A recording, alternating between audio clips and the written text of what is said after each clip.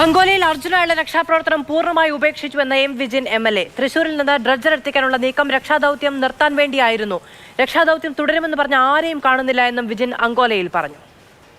ഇവര് തിരച്ചിൽ പൂർണ്ണമായി അവസാനിപ്പിക്കുന്നതിന് വേണ്ടിയുള്ള നീക്കം തന്നെയാണ് തിടുക്കപ്പെട്ട് ഇന്നലെ 3 മണിയോടുകൂടി പ്രഖ്യാപിച്ചത്. പക്ഷേ ഞങ്ങളുണ്ട്, കേരളത്തിലെ മാധ്യമപ്രവർത്തകരുണ്ട് എന്നതൊഴിച്ചാൽ ജില്ലാ ഭരണകൂടത്തിൻ്റെ ഭാഗമായിട്ടുള്ള ഒരു സംവിധാനങ്ങളും ഒന്നും കരയിലോ വെള്ളത്തിലോ ഒന്നുമില്ല. രക്ഷാ ദൗത്യം പൂർണ്ണമായും ഇവിടെ ഉപേക്ഷിച്ച നിലയിൽ തന്നെയാണ് കാണാൻ വേണ്ടി സാധിക്കുന്നത്. KB ശ്രീധരൻ വിവരങ്ങളുമായി ചേരുകയാണ്. ശ്രീധരൻ, എം വിജിൻ ഇന്നലെ മുതൽ ആരോപിക്കുന്ന ഒരു കാര്യമാണ് ഇത്. കാലാവസ്ഥയുടെ പ്രശ്നങ്ങൾ പറഞ്ഞുകൊണ്ട് സാങ്കേതികമായ സഹായങ്ങൾ ഇനിയും ആവശ്യമുണ്ട് എന്ന് ചൂണ്ടിക്കാണിച്ചുകൊണ്ട് രക്ഷാപ്രവർത്തനം നിർത്തുകയാണ് എന്നുള്ളത്. ഇന്നിപ്പോൾ കർണാടക സർക്കാർ നാവികസേനയുടെ അടക്കം അവിടെ തുടരാൻ ആവശ്യപ്പെട്ടതായിട്ടുള്ള വിവരങ്ങൾ കൂടി പുറത്തു വരുമ്പോഴും എന്തുകൊണ്ടാണ് നമുക്ക് അവിടെ നിന്ന് നമ്മുടെ MLA മാർക്ക് ഇത്തരത്തിലൊരു ആശങ്കയുണ്ടാകുന്നത്? ഇപ്പൊ നമ്മള് സ്പോട്ടിൽ പോയിരുന്നു. സ്പോട്ടിൽ ഒരു ദൃശ്യങ്ങൾ എന്ന് പറഞ്ഞാൽ ഇവിടെ യാതൊരു വിധത്തിലുള്ള തിരച്ചിലും നടക്കുന്നില്ല. പുഴയിൽ തിരച്ചിലില്ല എന്ന് ഇന്നലെ തന്നെ പറഞ്ഞിരുന്നു. ഇന്ന് കരയിലും കാര്യമായിട്ട് പരിശോധനകളോ അല്ലെങ്കിൽ നടപടികളോ ഇല്ല.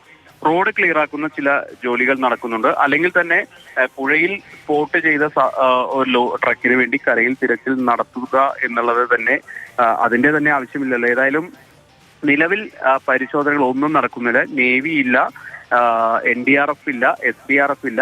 അങ്ങനെ തിരച്ചിൽ സംവിധാനങ്ങളോ ഒന്നുമില്ല.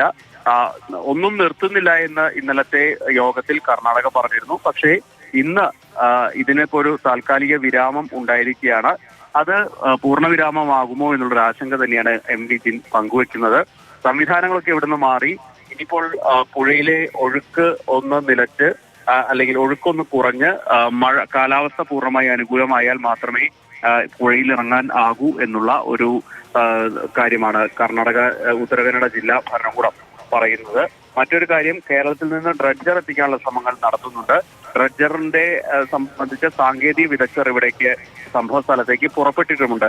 അവർ വന്ന് ഈ പുഴയിലെ ഒഴുക്കും അതുപോലെ തന്നെ ഇവിടുത്തെ സാഹചര്യവും നോക്കി ഒരു റിപ്പോർട്ട് ഉത്തര കന്നഡ ജില്ലാ ഭരണകൂടത്തിന് നൽകണം.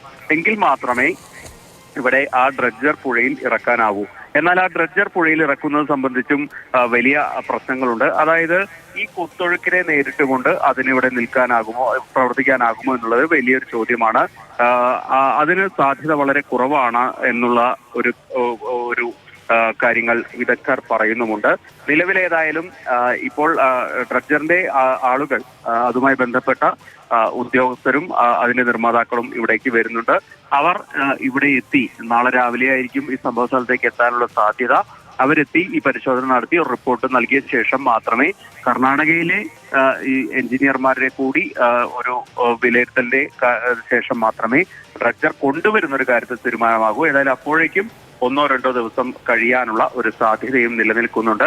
നിലവിലേതായാലും ഇന്ന് തിരച്ചിൽ പൂർണ്ണമായും നിർത്തിവെച്ച മട്ടിൽ തന്നെയാണ് ഇവിടെയുള്ളത്. ശരി. അങ്കോള മണ്ണിടിച്ചിലുണ്ടായ ഭാഗത്ത് തെരച്ചിലുമായി ബന്ധപ്പെട്ടുള്ള ഒരു പ്രവർത്തനങ്ങളും കാണാൻ സാധിക്കുന്നില്ല എന്നുള്ളതാണ് സ്പോട്ടിലെത്തിയതിനു ശേഷം ശ്രീധരൻ പറയുന്നത്. അതുകൊണ്ട് തന്നെയാണ് ശ്രീ എം വിജിനും ഈ രക്ഷാപ്രവർത്തനം തെരച്ചിലൊക്കെ അവസാനിപ്പിക്കാനുള്ളൊരു നീക്കം എന്ന തോതിലുള്ള ആശങ്ക പങ്കുവയ്ക്കുന്നത്.